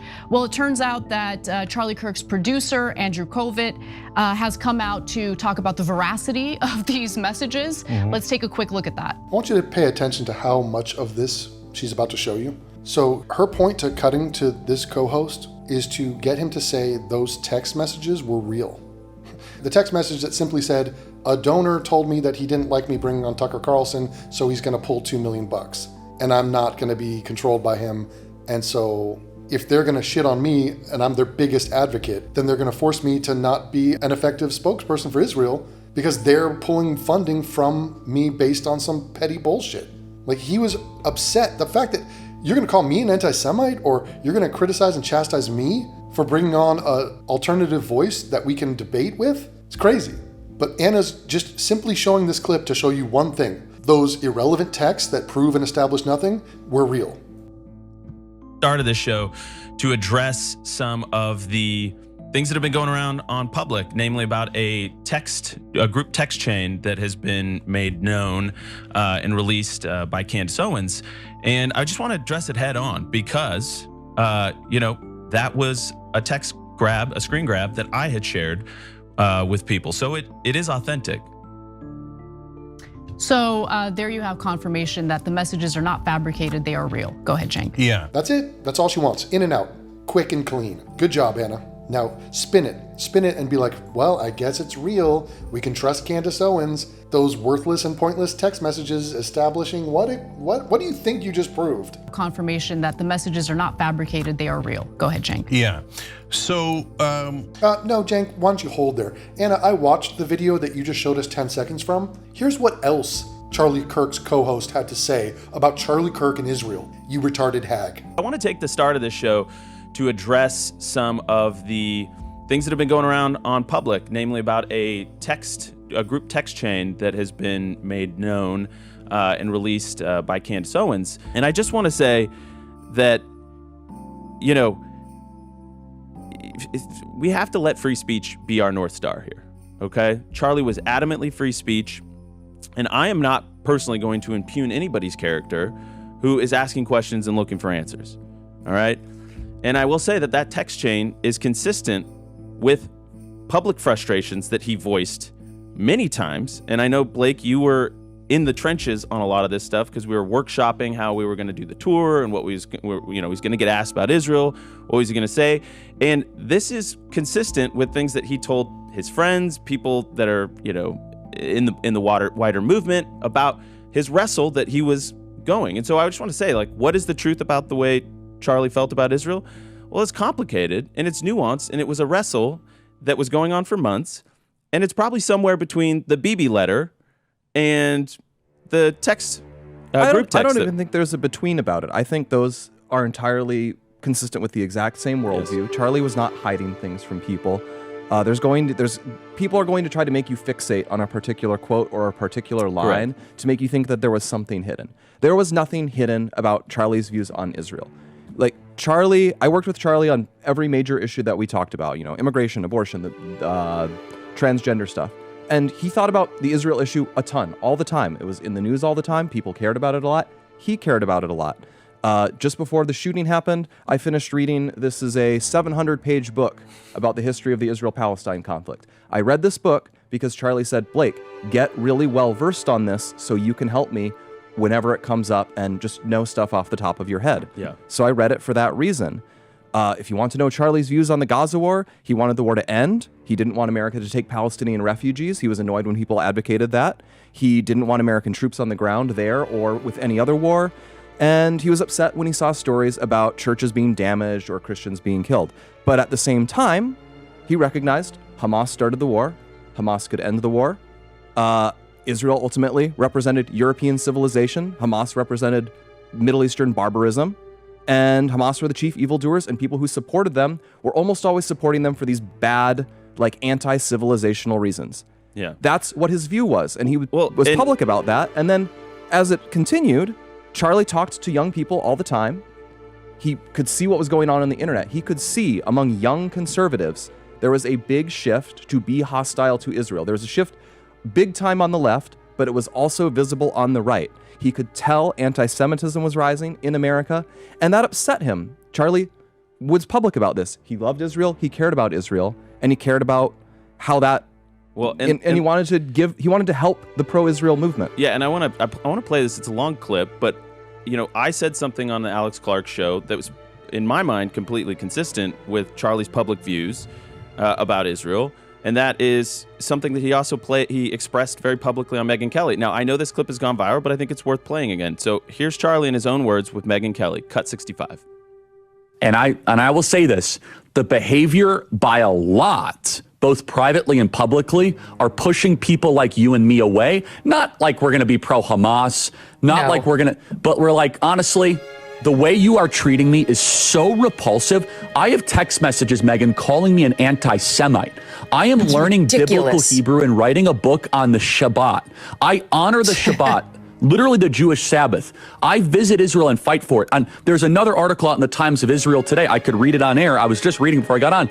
Charlie, what are you doing? Like, why are you, what am I doing? I'm sorry. Like, let's just take a step back here. Like, I'm an American citizen. Yes, I want Israel to win. Yes, I'm a Christian. But like, some of the mess, and you've seen how I've been treated, Megyn, by some, not all, by some. No, it's very irritating. It's been so unfair. They were coming after you after Turning Point for, among other things, that you had Dave Smith there. Dave Smith is allowed to criticize Israel. You had both sides. The Israeli side was overrepresented. No, you're not allowed to. It's even worse than that. Again, I just want to repeat for the 5th time. I love Israel. I want Israel to win. But my moral character is now being put into question, Megyn. Not my decisions. Not like, hey, are you doing this? Is it smart or is it dumb? But no, I am a bad person if I do this. And I could go, you saw it, Megyn. It was trending on Twitter, thousands of tweets and text messages. And if I were to be charitable and generous, I will say the people that are attacking me are in a hyper paranoid state, because they're at war, and war tends to make things black and white, and you're a hammer looking for a nail. So I'm trying to be charitable, Megyn. Literally, I'm trying to cut as much slack as I can, right? Like, okay, what would it be like if all of a sudden I'm starting to see a pattern of behavior similar to what my grandparents saw in 1930s Germany online? How would I behave? So that's like my charitable kind of overcompensation spirit. At the same time, I'm like, but it's not defensible to be dumb, right? Yeah. And it's offensive. It's offensive to those of us who have been out there defending them in many instances against critics on our own side. So this group chat text, he does say, that he is leaving him no choice but to leave the pro-Israel side. Here's what I want people to know. Charlie said these things publicly and privately to us, like that he was frustrated. He would say something like that, and then he would go in a public situation and he would strike a more moderate tone. And we can blow the brakes if we have to. No, I wouldn't frame it that way. I would say he was frustrated because he didn't like. We can get into this actually. Well, once we get past the break here. Well, no, it's fine. What I'm saying is he would be frustrated, but like. The point when I say moderate tone, when he would say something off the cuff, maybe to you or to me or to some other friend, like his public statements, he would kind of strike just a little bit more tender tone, if you will. And so here's the thing: I looked at that moment as like he's just blowing off steam, he's frustrated, he's venting, right? And I just want to say, like, he made that very clear under any circumstances that he was not going to be cowed or bullied into deplatforming Tucker, for example. He made that expressly clear to us. Would he have invited Candace? I have no idea. I think what he was saying in that text, he's like, keep coming at me, bro, and let's see what happens, right? And Charlie was wonderfully defiant. He was wonderfully independent, and he would not, he believed in the freedom of speech, and he felt like he deserved, as a friend of Israel over many years, the right to speak out and have criticism. So Anna didn't want to show you any of that, which is very telling. It makes it unequivocally crystal clear that this man is pro-Israel, and that his issue with the guy trying to control his choices editorially in terms of bringing on a person to debate, and him not putting up with being told who he can and can't invite if they have a position that's critical of Israel or not. He deserved more grace and more respect for the years and years of pro-Israel advocacy that he did, till the day he died, was murdered, sorry. I mean, look at this guy. The stated doctrine of Hamas is no morally different than Nazism. It's not an exaggeration.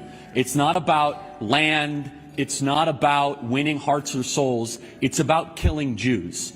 And the issue is this, well, more than the issue, is that Hamas now invited this conflict. Okay? And this is where my sympathy kind of wanes down to little next to nothing, is that there was at least some form of an equilibrium.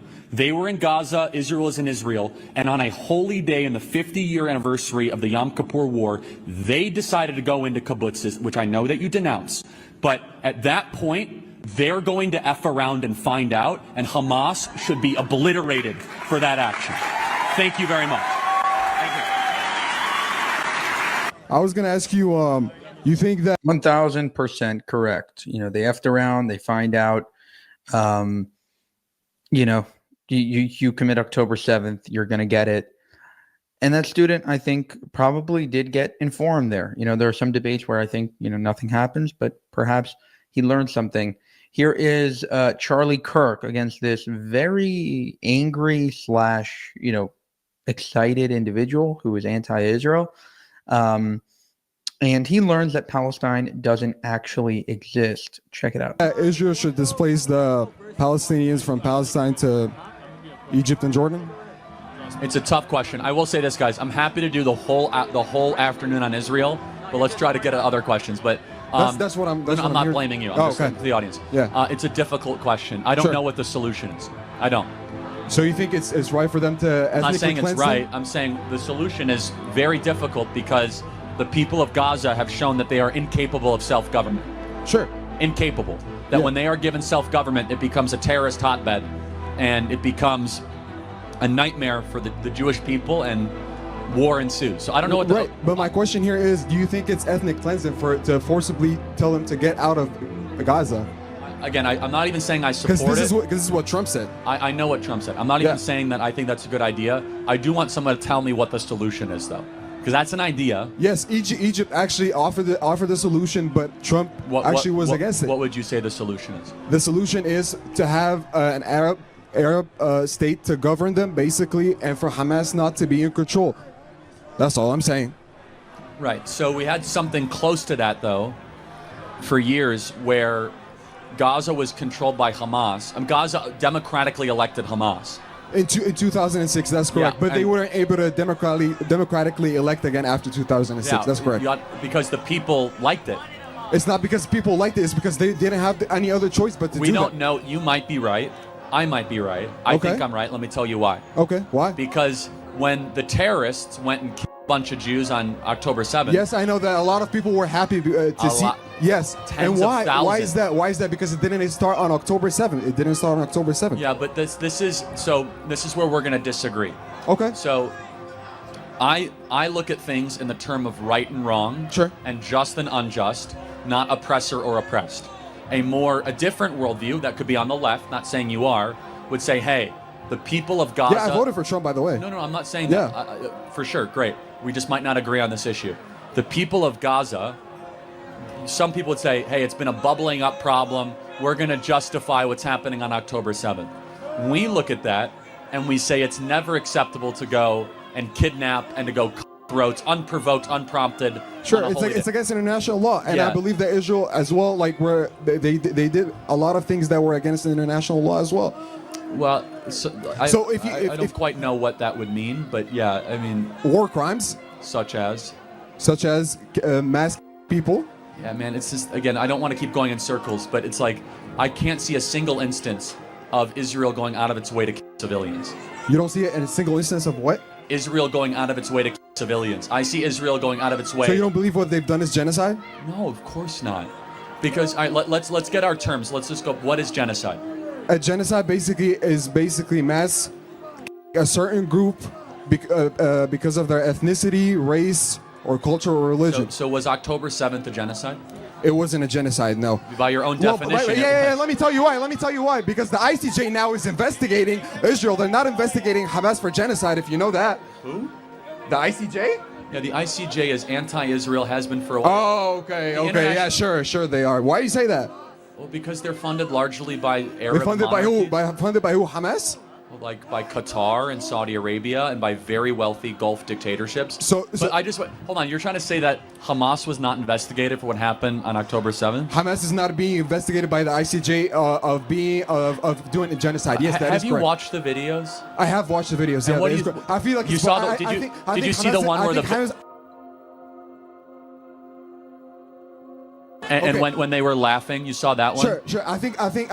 Look, Charlie in those messages says they're confirming the stereotypes, right? So now I disagree with that.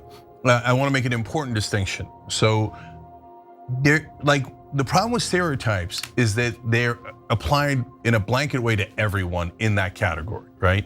So for 99% of Jewish Americans, Jews, etc., Mossad's not calling them, Bill Ackman's not calling them, they're not part of any propaganda outlet, etc., right? They're just normal people going about their lives. But is there a group of folks who are pro-Israel Zionist zealots in this country who do bully, intimidate, and I think they're actually using the tropes as shields. This is so crazy. Using the tropes as shields. God, Cenk has masterminded in his dumb Turkish brain a way to assert to the audience that every Jewish trope is true, and he's gonna blame the Jews for doing them. So all of the lies, all of the distortions, it's all true. And I think they know it's true, and they're saying, look, I'm gonna be the greedy merchant, I'm gonna be the controlling octopus, I'm gonna do all the Jewish memes, and then when you call me out for being a Jewish trope, I'm gonna say, aha, you're calling me a Jewish trope. And it's like, yeah, because you are a Jewish trope. So this is blaming the victims of a twisted, contorted lie about a smear, a piece of anti-Jewish propaganda, blame the victims of that smear for the smear, and suggest that they're hiding behind the trope by being the trope. What? They're thinking, I'm gonna go do that thing, but I won't be, I can't be criticized for it, because if I'm criticized for it, I'll just say you're an anti-Semite and you're saying it about all Jews. So I'll use other Jews as human shields. I mean, it's just incredible. Cenk, what an amazing point. The Jews are literally every anti-Semitic trope. They are those things. I'm just saying they know they're those things and they're being those things so that they can call me an anti-Semite when I call them the anti-Semitic tropes, which they are, by the way. Cenk, at the end of that, you think when the dust clears from that sentence, you're not an anti-Semite? And you've somehow twisted it all around and you did some ninjutsu on them, and it's the Jews who are behind the Jewish tropes which you're calling out, but you're not anti-Semitic because they are evil and weird and horrible and Jewish and blood libelous.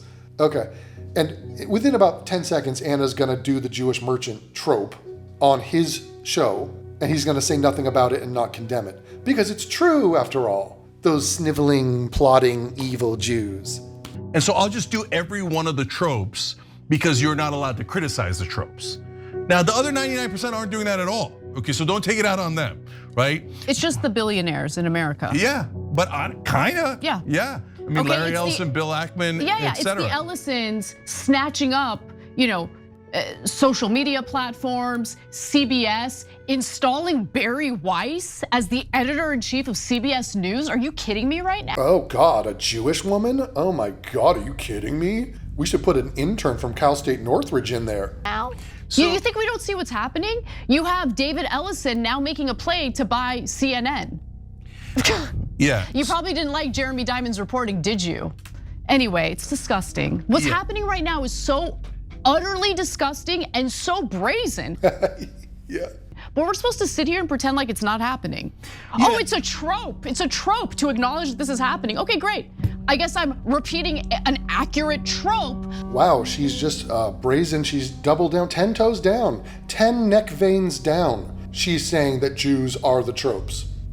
Because what, you spotted a Jew doing something, and so now It's just, that's emblematic of the Jews. Right, and we call that bigotry. That's an unfair dislike of a group of people. That's painting them all. It is not all, Anna. So even if you had a criticism for a Jew, you cannot then say, oh, this is just like a Jew to do this. Kind of like Jeffrey Dahmer, he killed people, he ate people. You know, that's just like a white guy to do that. See that? Did you catch the bigotry? Did you catch it? Jeremy Dahmer is white. His whiteness is not what made him do what he did. If I were to suggest that, that would be an anti-white trope, and I wouldn't then double down on it and be like, well, he is a white guy killing and eating people, so that is a white thing. That is a fucking problem here, Anna. But you haven't caught it, so why don't you act out the Jewish meme for us, please? About billionaires in America violating the rights of Americans, the free speech rights of Americans, destroying our already super questionable media, news media. It's just pathetic. Yeah. Okay, but let's do the throat clearing so no one calls us bad names. They're gonna call us the bad names anyway, Cenk. Yeah, Own it, Anna. You're anti-Semitic and you're gonna do the Jewish trope. Show it to us. 100%. But yeah. Look, so last thing on that, and then we'll get back to the main thing. So I've talked a lot about my Jewish friends, family, etc. Your best friend's Jewish. They don't care. No, my point is, did Larry Ellis? My best friend is Jewish. Some of my best friends are Jewish. Oh my God. By the way, that's a concept they have mocked ceaselessly. If a white person were to be like, some of my best friends are black, they'd be like, haha, yeah, that doesn't mean anything, dude. You could still be racist. I mean, Anna's literally doing the Jewish merchant trope in front of millions of people, but her best friend is a Jew. So she's off scot-free, apparently. Or Bill Ackman or Netanyahu call her and say, hey, are you okay with this? Larry Ellison can tell me how my ass tastes. Yeah. Okay, how about that? Yes. I assume it tastes like Armenian shit, Anna, but nice way to class it up.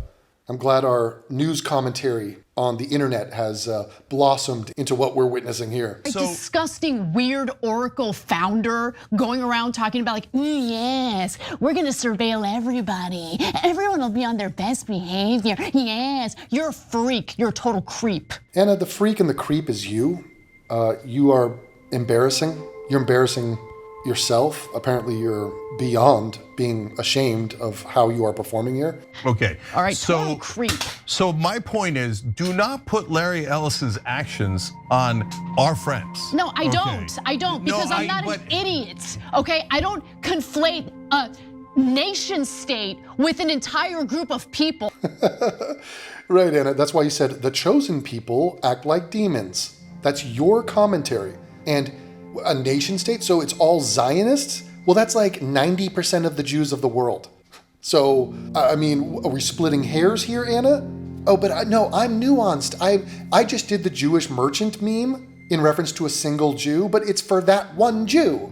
Yeah, oh no, right, Anna. But also fuck every supporter of Israel, which is just millions of Jews the world over, not to mention a bunch of Christians, not to mention me, not to mention any sane person who would back any country that has the right to exist, which I do and would support if the world was obsessively attacking them. We'd go through this dance again. And if everyone said New Zealand doesn't have the right to exist and fuck New Zealand, and that is just like a New Zealander to say that, and those fucking New Zealanders, and I would rise up to defend them if that was the righteous cause, and it would be. And then you people would be like, Devin, New Zealand isn't even America. What's your effing problem? What is it with you and New Zealand? Are they paying you? Are you a New Zealander? We'd do the same thing. Who have no say in what's going on in Gaza, no say over what these disgusting billionaires in America are doing. No, I don't conflate the two because I'm not stupid and I'm not hateful. You are though, but you're very, very stupid. And you're a coward and you're a weakling, which is why you just did the Jewish merchant meme in reference to a Jew, which is why you and Cenk are literally 5 seconds removed from saying every Jewish anti-Semitic trope is real. They're all true. You just said, look, is it a trope? Is it an anti-Semitic trope? If it's true, fine, then it's true. It's fine. Call me whatever. I don't care. You're gonna call me that anyway. So don't now sit there and be like, well, no, I'm only saying it for certain Jews, but other Jews, like my best friend, self-hating Jews, Jews that are like riding the dick of Palestine, they're okay, those Jews. That's exactly my point. So they want to treat everyone like they're idiots. oh, if you say I'm doing something wrong, that means you're saying millions of Jews are doing something wrong. No, brother, we didn't say that. We said you're doing something wrong. Yeah, right. You call yourself the chosen people, but you act like demons. And everyone who supports the nation state of Israel is fucked up and wrong and terrible. Right. It's a very targeted criticism. I can see that now. This has been a stupefying attempt to demonize Jews, use the legacy and history of Charlie Kirk and his pro-Jewish advocacy, and try to turn it on its ass and pretend like he was against Judaism, was gonna leave his faith, was trying to get away from Judeo-Christian heritage and respect. Absolutely crazy. No, it's absurd. You know, it's a newsflash. Anna and Cenk, these people who have been wrong on literally hundreds and hundreds of issues, they're wrong on this too. And if you find yourself in lockstep with these proven putrid assholes, maybe you should self-reflect and understand that, oh fuck, Devon's right again. Oh no, again he's right? Again? Yes, again, I'm right, again.